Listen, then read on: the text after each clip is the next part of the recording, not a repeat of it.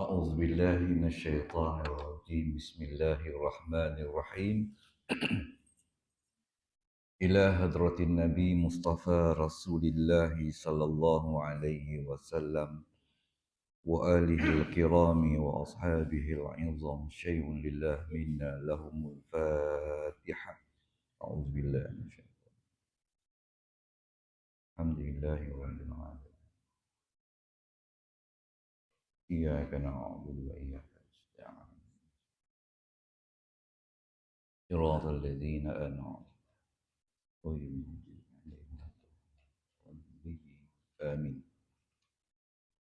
بسم الله الرحمن الرحيم الحمد لله رب العالمين والصلاة والسلام على أشرف الأنبياء والمرسلين وعلى آله وصحبه أجمعين اللهم افتح علينا حكمتك وانشر علينا من خزائن رحمتك يا أرحم الراحمين والحمد لله رب العالمين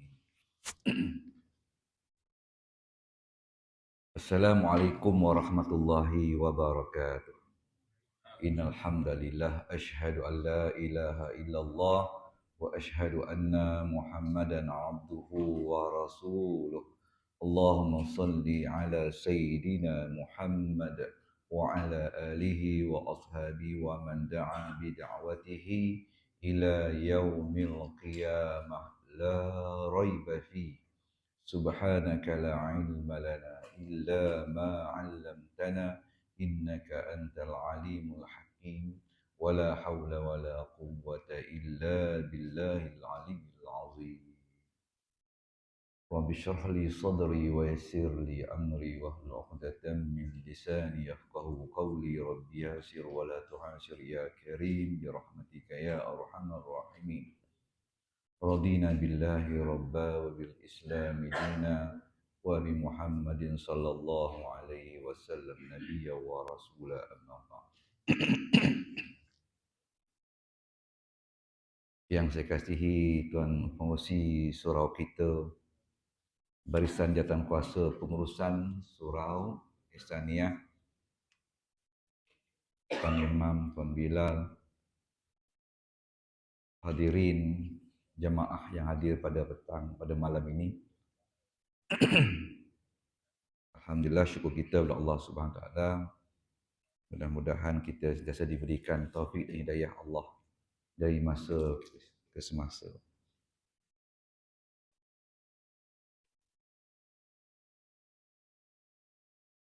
Alhamdulillah, pada malam ni kita sambung perkongsian kitab kita Tanbih Tanbih Al-Ghafilin, bab nasihat-nasihat. Dia dah banyak tuan, lepas tu habislah rasanya. Kan lepas tu habis. Nasihat ni pun tak perlu kita ambil semua rasanya, panjang sangat. Lepas ni rasa kita boleh tengok pada kitab yang lain. Bismillahirrahmanirrahim. Bab nasihat-nasihat. Muka surat 985. Banyak muka surat belajar ni tuan-tuan. Nak tahun.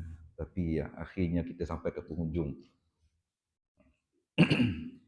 Abu Lais As-Samarkandi meriwayatkan dengan sanadnya dari Abu Sa'id Al-Khudri radhiyallahu anhu berkata, Rasulullah sallallahu alaihi wasallam berkhutbah sejak asar hingga terbenam matahari, diingati oleh orang yang ingat dan dilupakan oleh orang-orang yang lupa.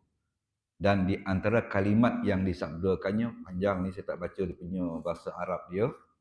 Kita tengok apa pesanan Nabi kita melalui khutbah ini dalam bahasa terjemahan dia. Apa dia sebut tuan-tuan? Dia kata, ingatlah bahawa dunia ini hijau, molek dan manis. Makna dunia begitulah. Kan? Sifat dia dikejar dan direbut oleh manusia. Kerana dia hijau, menghijau benda yang sangat indah. molek dan juga manis. Dan Allah akan menyerahkan kepadamu sebagai khalifah.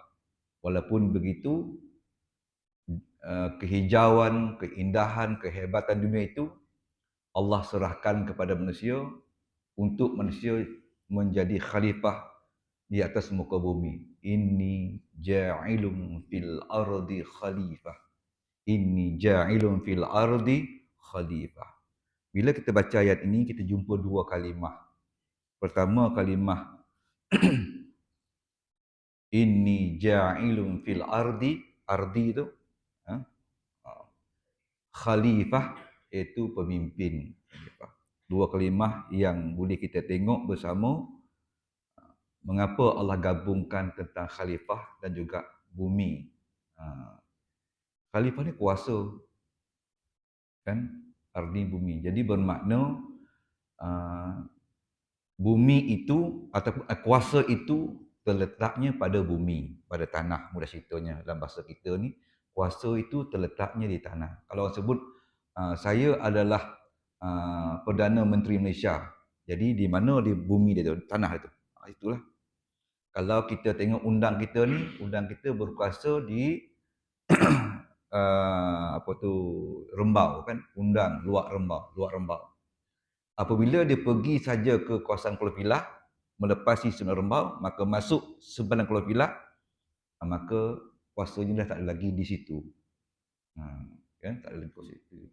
Begitu juga Johor, undang Johor, kuasanya dalam jajahan Johor, bumi tanah lah. Sebab itu waktu saya belajar sedikit tentang adat pepatih. Kenapa? Sebab saya nak melihat kadang-kala kita ni kena belajar dan membandingkannya. Apakah neraca syarak melihat kepada beberapa perkara dalam adat pepatih itu. Ya. Jadi situ kita lihat bahawasanya saya belajar kenapa adat pepatih tanah adat tidak boleh dijual. Kerana dianya terkait dengan kuasa. Tapi ada satu bahagian yang sangat kecil sangat membolehkan tanah adat itu dijual. Umumnya tak boleh. Tapi ada benda kecil sangat, kalau nak jual juga boleh dengan syarat. Satu je sebab dia. Sebabnya kegagalan hendak mengkebumikan kaum kerabat itu tanpa ada duit, dia nak beli kapan pun tak ada, apa tu, maka tak ada cara lain, sumbangan pun tak ada cara lagi dah kecuali jual tanah, baru boleh kebumikan jenazah itu. Jadi kalau kita melihat bahawasanya susah nak berlaku lah, susah nak berlaku. Tapi kita tengok bagaimana adat itu meraihkan juga. Sebab mengkebumikan jenazah benda sangat dituntut oleh agama. Walaupun umum tak boleh jual, bila keadaan macam tu, maka adat menjunjung agama. Sebab mengkebumikan jenazah itu adalah satu keperluan, satu kewajipan. Boleh jual. Ada, tapi nak berlaku tu rasanya belum pernah berlaku. Kan? Rasa-rasanya kalau meninggal tu jumpa pengurusi surau pun boleh dah, kan? Berapa perlu tu? Lebih kurang dalam 300 lah dia tu. Tak ada masalah, uruskanlah. Dan kat surau ada peruntukan. Jadi selamat juga. Susah nak berlaku. Jadi maknanya tanah. Sebab itu saya dulu apabila nak keluarkan fatwa pada tahun 24 April 2018, fatwa hukum jual tanah. Orang Islam jual tanah kepada orang kafir. Keluar fatwa itu pada 24 April 2018. Lama buat kajian, ada beberapa kajian dia buat. Saya dihantar oleh untuk buat kajian sampai ke Palestin. Saya pergi ke Palestin untuk buat kajian tentang, sebab di dunia ni Palestin itulah ukuran kita. Kalau begitu jadinya parah. Dia apa punca dia? Saya begitu. Kan? Jadi akhir keluarlah hukum fatwa bahawasanya haram hukumnya orang Islam menjual tanah kepada orang bukan Islam. Itu fatwa. Tapi fatwa itu tidak dapat diwartakan. Apa? Fatwa ada dua. Fatwa yang diwartakan, fatwa yang tidak diwartakan. Fatwa yang tidak diwartakan, tidak ada enactment. Mana kalau langgar pun, dia berdosa sahaja. Tapi nak tindakan tak boleh lah. Tak ada peruntukan untuk menghukum dia. Tapi fatwa yang diwartakan ada enactmentnya. Kalau langgar, maka boleh undang-undang mengambil tindakan heret dia ke mahkamah kerana melanggar enactment itu yang telah pun diangkat daripada fatwa. Apabila kita bawa di fatwa 13 orang bersetuju supaya hukum jual tanah itu diangkat untuk diwartakan, tetapi kekangan beberapa keadaan maka hinggalah hari ini ianya tidak diwartakan. Jadi fatwa tu hanya sekadar langgar hukum pada hukum agama saja. Kalau jual, tak ada lebih lanjut tindakan mahkamah lah. Ya. Dan pada 17 hari bulan ini, ya 17 bulan ini ada banyak beberapa perkara ya akan berlaku mahkamah sivil mencabar beberapa perkara dalam mahkamah syar'iyah. Antaranya iaitu hukum lelaki meliwat lelaki. Maka syah salah tapi dicabar oleh orang sivil. Kalau itu apa maknanya tak salah. Sudah tuan-tuan kacau kita kan. Itu doa sama-sama mudah-mudahan Allah berikan kita kekuatan. Jadi hukum jual tanah tu tak boleh sebab tanah dengan kuasa sangat sinonim. Kuasa itu letak pada tanah. Jadi tuan-tuan, inni ja'ilun fil ardi khalifah. Di sini Allah akan menyerahkan kepadamu sebagai khalifah. Maka Allah akan melihat bagaimana perbuatanmu menguruskan. Kalau kita jumpa Al-Quran menyebut bahawa Allah mentaskhirkan alam ini kepada manusia. Taskhir ni maknanya semua alam ini boleh digunakan untuk kepentingan manusia. Contohnya cermin. Allah jadikan pasir. Dengan pasir itu kita boleh membentuknya jadi cermin. Dan banyak lagi. Udara boleh kita gunakan sehingga boleh menerbangkan kapal terbang. Lautan boleh digunakan sehingga boleh menghubungkan antara negara ke negara dengan terapungnya kapal di tengah lautan membawa muatan yang sangat berat. Semua itu dipanggil ditaskhirkan oleh Allah. Jadi maknanya bagaimana kita menguruskan dunia ini. Dia menguruskan itu adalah satu, bila sebut mengurus dengan apa yang kita nak urus. Urus dia dengan neraca yang diturunkan Allah sebagai agama. Ingatlah, berhati-hatilah kamu dari pengaruh dunia. Banyak pengaruh. Ya. Dan hati-hati juga dari pengaruh wanita. Wanita juga dunia. Kan? Alhamdulillahi Rabbil Alamin. Kan? Segala puji bagi Allah pentadbir alam. Alamin. Jadi alam apa makna alam? Apa makna alam? Masiwallah. Apa yang selain Allah. Jadi maknanya apa sahaja selain Allah itulah alam. Ya? Jadi manusia ni termasuk juga alam. Jadi berhati-hati kita dengan pengaruh dunia, dengan pengaruh wanita. Ingatlah bahawa, ni khutbah Nabi. Ingatlah bahawa Bani Adam dijadikan bertingkat-tingkat. Ada yang lahir mukmin dan hidup mukmin hingga matinya mukmin. Dan ada yang dilahirkan sebagai mukmin dan hidup mukmin, tetapi akhirnya penjudahnya dia kafir. Ada yang dilahirkan sebagai kafir dan hidupnya kafir, tetapi di saat akhir matinya dia mukmin pula. Jadi itu peringatan Allah kepada kita. Ya? Orang tu lahir mukmin, membesarnya hidupnya mukmin, saat akhirnya dia kafir. Tapi yang paling cantik dia mukmin, membesar mukmin, hidup sama mukmin, akhirnya mukmin. Dan mukmin itu bukan saja mukmin saja, tapi husnul khatimah, mati dalam keadaan yang sangat dicemburui. Yang baru itu kan kawan saya Dr. Sobri kan, awang matilah ngajar kitab lah. Ngajar kitab meninggal dunia. Ya, serangan jantung. Dia tak bagi isyarat langsung, tuan-tuan. Ada salam tu, Assalamualaikum tak ada. Dia datang dalam mengajar kitab pun dia datang juga. Jadi maknanya di situlah kita doa kita panjatkan. Nak lari pada mati ni tak ada. Tidak ada doa boleh lari pada mati. Tapi doa yang ada untuk mati dalam keadaan yang sangat baik tu ada. Kita mohonlah mati dalam keadaan baik, kan? Janganlah kita apa lupa kepada berdoa kepada Allah, minta kita mati itu pasti.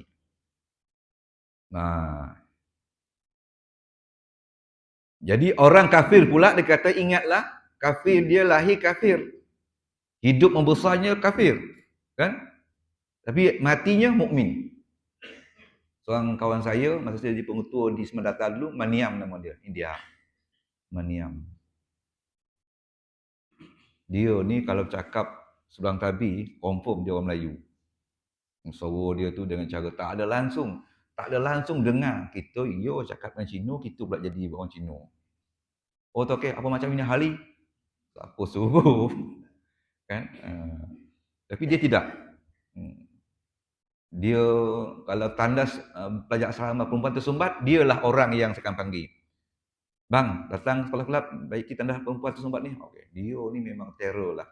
Tak ada orang Melayu dia buat macam dia buat kerja. Maklum lah lubang najis lah kan. Oh, dia tak kisah pun. Berapa banyak? Tak apalah Ustaz. Bagi 1,5 cukup lah. Murah sangat ni. Tak apa, ini sekolah anak dia kata. Saya tolong je, dapat pahala insyaAllah. Aduh, dia kata, kau macam mana dapat pahala? Kau belum lagi. Saya pun bagi duit. Okey, saya bagilah lebih dari dia. Sebab ni mudah nanti kan. Alhamdulillah dia kata. Saya kata, Maniam, kau ni bila nak masuk Islam? Kau cantik dah bahasa kau ni. Saya nak Islam Ustaz, dia kata.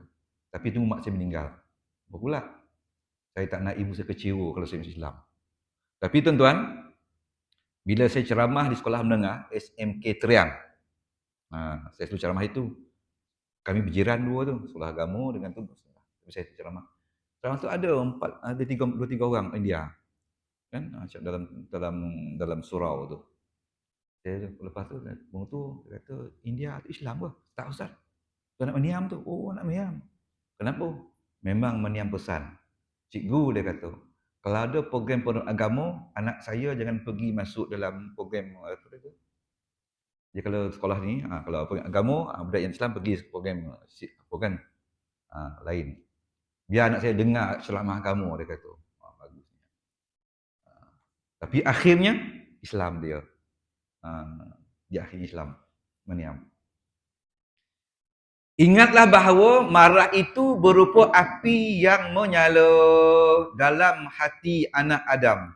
Marah itu ibarat api yang menyala dalam hati anak Adam. Tidaklah kamu melihat matanya yang merah dan tegang semua uratnya, maka siapa berasa yang demikian, hendaklah ke tanah. Masuk ke tanah tu, dianya merendahkan. Bila kita marah tu, memang nampaklah merah mata kita bermerah, telinga bermerah kan, tinggi suara beliau. Kita ni semua biasa tengok orang marah, isteri biasa tengok suami marah contohnya. Kan? Jadi orang yang marah hendaklah merendahkan dirinya ke tanah. Bukanlah maknanya guling-guling, maknanya rendahkan. Kalau berdiri dia duduk. Kalau terkursi dia bersela. Yang paling baik ialah hendaklah dia mengambil wuduk. Sebab api tidak ada yang paling mustajab untuk meredakannya dengan segera melainkan dengan air. Maka air wuduk itulah yang paling. Ingatlah sebaik-baik orang yang lambat marah dan lekas reda, maka bila ia cepat marah, cepat reda lah maknanya dia punya apa tu. Maka ia adalah setimbang orang yang lambat marah, dia lambat marah, susah nak marah dia ni. Tapi cepat pula dianya memaafkannya. Kan? Orang yang lambat marah dan cepat memaafkannya, maka bila dia cepat marah, cepat dia memaafkannya, maka ia adalah setimbangnya, baguslah. Lambat marah tu bagus, cepat maaf tu bagus. Dia cepat marah, cepat maaf pun bagus jugalah. Yang tak bagusnya, Copet marah, lambat batu kodoh. Kan? Sampai gayo, 3 gayo pun tak lagi. Tak, dia kata bukan. Dia salah tu, dia salah. Kan? Bertahun-tahun pula tu. Apalah silap dia tu? Buah durian jatuh. Kan? Buah durian jatuh, dia dulu ambil. Ya, dia tu nenek itu punya. Saya ingat tu sama kecil-kecil tu. Ni mas sepupu dia kan sebatang tu lah. Memang copet betul. Kojang pergi ambil durian tu. Lama-lama dia dulu rupa dah ada pokok tu nunggu tengoklah dah dia jaga pegang ni. Wah tu copet betul dia kan. Kan? Saya dia buah ni. Dia pergilah ambil 2-3 kali dah bush. Ada jiran sebelah kata, Ustaz datang lambat. Saya kata pula lambat. Pula saya subuh, lepas tu saya tolak pergi. Saya kata subuh tadi, saya subuh saya datang. Lambat tu Ustaz. Pukul 3 pagi orang datang kutip dah, dia kata. Nak macam mana 3 pagi pun kerja kita orang tuan. Ada lagi rupa orang lebih hebat daripada kita lagi. Durian tu kita punya. Tapi ada orang lebih suka lagi 3 pagi tu. Punya 3 pagi lagi je dah. Kita datang sampai subuh tak ada apa lah. Saya kunci.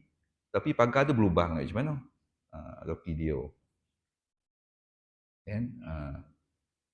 Jadi cepat marah, cepat pula dia memaafkannya. Pun bagus juga. Bagus juga orang ni. Ingatlah bahawa sejahat-jahat orang yang cepat marah, lama nak memaafkannya. Marah memang, pasang usik sikit, marah lonceng dia. Tapi maaf lambat betul. Dah 3 kali kita belanja mengetih, tak juga dia maaf terus. Susah lah. Kan? Kadang dah 3 kali bayar teh kau ni, tak kau maaf dan biar 10 kali dia kata. Sudah. Tak bagus. Cepat marah, lambat memaafkan tak bagus. Itu bukan sifat mukmin yang dikehendaki. Maka jika lambat marah, lambat memaafkan, maka itu setimbang. Sama jugalah, tak baik juga. Kan? Walaupun dia lambat marah, baguslah tu lambat marah tu. Tapi maafkan lambat, tak bagus jugalah. Tak bagus juga. Yang tadi bagus. Lambat marah, segera maafkan. Ataupun cepat marah, cepat maafkan. Bagus. Dua-dua tu sama. Tapi kalau cepat marah, lambat maafkan. Ataupun lambat marah, lambat juga maafkan. Tidak bagus juga. Ini pesan Nabi kepada kita. Ingatlah bahawa sebaik-baik pedagang yang baik cara menerima dan baik pula jika membayar. Kan? Samalah, lebih kurang jadilah. Maka jika ia baik cara penerimaan dan buruk ketika membayar, maka itu adalah setimbang. Sebaik-baiknya dia maknanya berdagang tu cara dia menjual barang, terima duit pun bagus kan. Kalau cepat dia apa kan, tidak menipu, tidak apa, menunaikan yang baik, okey, tak masalah. Kalau berhutang kan dia cepat bayar, bagus. Yang tak bagusnya dia berhutang lepas tu lupa nak bayar, susah. Ada kau dia hutang kau, dia kata. Apa tak adanya hari tu lupa dan tu. Tapi tak jaga bayar. Kan? Maka itu adalah setimbang. Ingatlah sesungguhnya sejahat-jahat pedagang yang jelek cara menerima dan buruk cara mengembalikan. Kan waktu dia terima barang kita tu tak bagus, kasar. Mengembali pun cara kasar, tak boleh. Maka jika dia buruk cara menerima dan baik cara mengembalikan, maka itu pun tak nak juga. Dia menerima pun baik, mengembalikan juga baik. Dia menerima duit kita pun baik, bagi barang pun baik. Barang yang duit yang dia terima tu bagus, barang yang bagi pun bagus. Kan? Maknanya tidak ada penipuan. Maka jika ia buruk cara menerima dan baik cara mengembalikan, maka itu juga adalah setimbang, sama juga. Ingatlah, janganlah ada seorang di antara kamu kerana takut kepada sesama manusia sehingga tidak berkata benar terhadap apa yang diketahui dan disaksikannya. Tak bolehlah. Kalau benda benar, benda betul, cakap je. Kan? Jangan sembunyikan. Mentang-mentang kerja tu kita segan dengan dia, kita tak tegur dia, tak boleh. Cuma cara menegur mungkin situ pendekatan yang terbaik. Saya lama juga jadi pengetua. Jadi pengetua umur 36 tahun. Umur 36 tahun kita apa itu dia fikir lebih tua dari kita lagi. Him pun lebih tua. Saya kata macam mana ni dia gitu kan. Tapi maknanya dia bagus, dia menghormati kita. Ada benda yang dia nak tegur pengetua, bagus. Dia fikir saya dulu. Dia masuk dalam bilik, Ustaz, jumpa sekejap. Apa dia? Sebab kita orang muda kan. Dia orang berpengalaman, walaupun dia fikir pengalaman. Kata ni. Okey, terima kasih. Dan saya belajar dengan dia, memang saya pun kalau tegur guru, saya tak tegur dalam mesyuarat. Dalam mesyuarat ni tegur benda yang umum.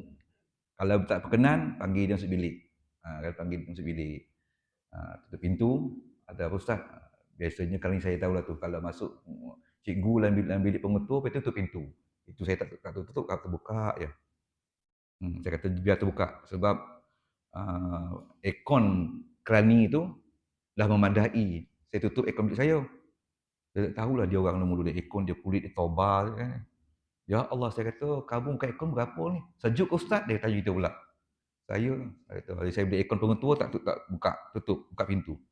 Tapi dia tahu kalau masuk guru tutup, dia tahulah. Tapi jangan kita malukan dia. Kan? Ingatlah dia kata, bukan.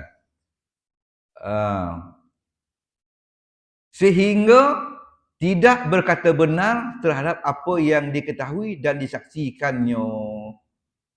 Kerana manusia, kita takut tak cakap benda yang benar. Sehingga bila telah sampai ke masa terbenamnya matahari, lalu ia berkata, ingatlah sesungguhnya tiada tinggal dari umur dunia sejak masa yang lalu itu, melainkan sebagaimana tinggalnya matahari yang akan terbenam. Lama Nabi berkhutbah kan? Sampai nak terbenam matahari. Dia khutbah tu, maknanya dah nak petang dah petang. Tapi berakhir dengan matahari dah nak terbenam. Sampailah masanya nak terbenam matahari, lalulah maknanya, ingatlah kata Nabi, sesungguhnya tiada tinggal dari umur dunia sejak masa yang lalu itu, melainkan sebagaimana tinggalnya matahari yang akan terbenam. Maknanya Nabi beritahu dunia ni tak lama lagi dah. Tak lama dah dunia ni. Kamu tengok matahari ni kan, dia dah nak terbenam dah kan? Lepas terbenam ni gelap. Macam itulah dunia ni. Dah tak lama dah. Itu diucapkan zaman Nabi dulu. Kita ni dah berapa dah? Maknanya bermakna umur dunia dah semakin uzur sangat. Dah uzur sangatlah. Jadi banyak perkara-perkara yang kita kena ambil tahu tentang persiapan-persiapan kita di dunia ini untuk bekalan kita di akhirat. Sebab dunia ni tak lama. Sama ada ianya umur kita tu lebih dulu ataupun dunia. Ya. Kita rasa, mungkin kita tak sempat tengok kehancuran dunia kiamat ni. Mungkin pada segi kajian atau kajian segi ilmunya, satu peristiwa itu dia makan masa sampai 40 tahun. Kan? 40 tahun. Macam turunnya Nabi Isa dengan Dajjal itu 40 tahun lamanya. Matahari terbit ke barat itu 40 tahun lamanya. Ikut hadis. Jadi itu okey. Tapi jangan fikir yang tu. Fikir tentang kiamat diri. Sebab dianya tak menunggu masa. Kan? Antara kita ni siapa dulu, wallahu alam. Di masjid dulu, masa di masjid Anwar saya suka sama itu kan. Ramai yang saya kenal, tapi sekarang tak ada lagi dah. Dah tak ada lagi. Seorang pakcik tu, saya suka kagum dengan dia. Setiap sembahyang, saya perhatikan dia, saya kata, pakcik ni memang hebat. Apa itu tuan? Dia akan pakai baju dengan kain melekat, micin. Tak pernah dia saya tengok, dia berkontra. Pakcik ni. Saya kata, pakcik kerja apa lu pakcik? Kerja ni hebat lah. Tapi, satu kali. Yang kedua, dia punya baju saya tengok, memang bergosok lah. Datang masjid, dia gosok.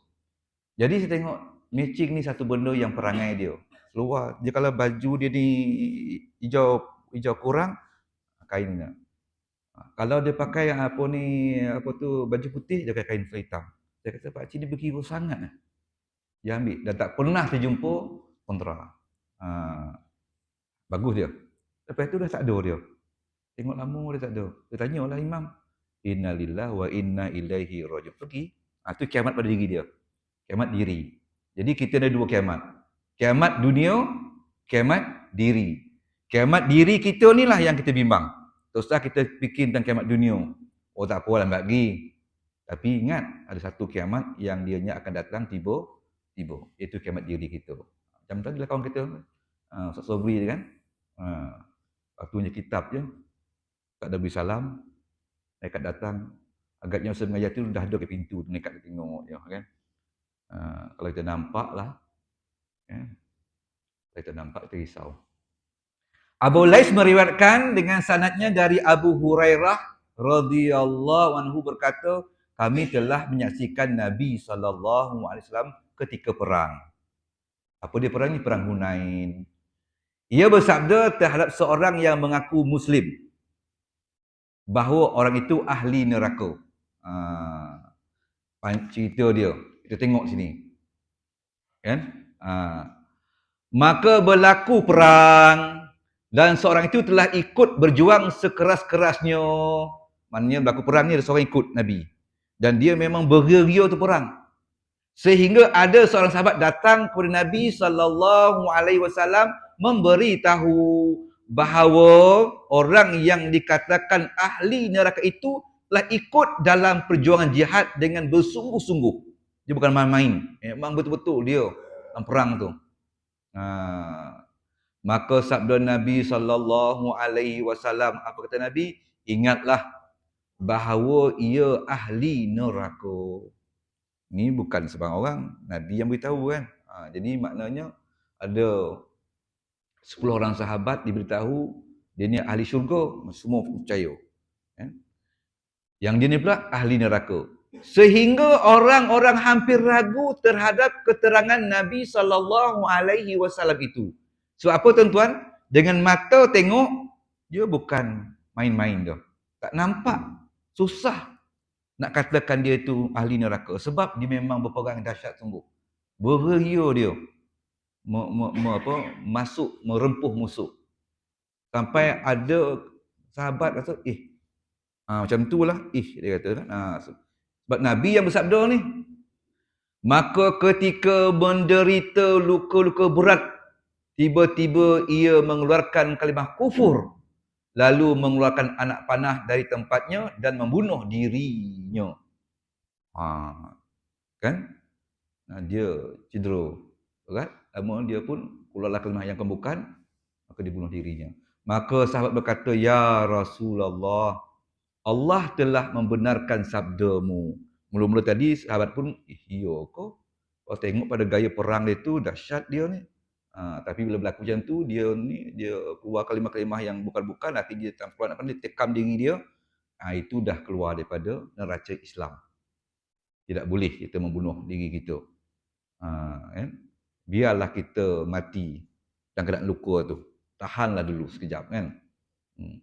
Fulan itu telah mengeluarkan kalimah kufur dan membunuh dirinya. Maka Nabi SAW bersabda, bangunlah hai fulan, sampaikan kepada orang-orang bahawa tidak dapat masuk syurga kecuali orang yang mukmin. Syurga itu hanya untuk orang mukmin. Perang belum tentu lagi, tapi maknanya mati dalam keadaan mukmin itulah pengakhiran dia. Juga Nabi SAW bersabda, sesungguhnya amal itu tergantung pada akhir penutupannya. Ini kita takut tuan-tuan. Itu kita doa sangat. Kan? Husnul khatimah. Wala takhtim alaina bisu'il khatimah. Janganlah. Kan? Doa itu mesti kita panjatkan. Sebab kita tak tahu. Ajal itu mengintai-ngintai kita dalam keadaan kita tak sedar. Tidak dapat ditentukan oleh banyak sembahyang. Syurga, menjadi ahli syurga tidak dapat ditentukan oleh banyak sembahyang. Oleh banyaknya puasa. Tetapi dilihat penghabisan penutupannya. Syurga itu dilihat pada penghabisan penutupan. Jadi sangatlah. Jadi terbaca tentang kisah ini, janganlah pula kita, jangan tu tak bunuhlah sembahyang. Tak gunalah puasa. Kita tunggu nak mati Ustaz, kita mengucap, jangan, kan? Itu bukan ajaran ahli sunnah wal jamaah.